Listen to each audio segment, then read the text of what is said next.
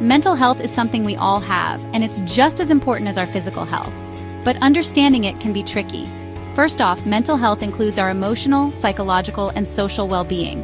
It affects how we think, feel, and act.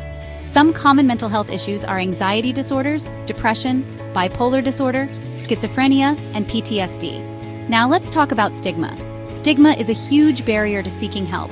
There's public stigma, society's negative attitudes, self-stigma, our own shame about our mental health, and institutional stigma, discriminatory policies. These can lead to isolation, reduced help seeking, and negative self-perception. But seeking help is crucial. Early intervention can lead to better outcomes. Professional support provides access to therapy, medication, and support groups. Treatment can improve emotional regulation, relationships, and overall well-being. By seeking help, you also contribute to breaking the stigma cycle for future generations. So how do you seek help? Start by talking to someone you trust. Consider professional support from psychologists, psychiatrists, or counselors. Use hotlines and online resources for immediate support. Remember, mental health awareness is key to creating a supportive environment. It's okay to ask for help. Your mental health matters. Thanks for watching, and take care of yourselves.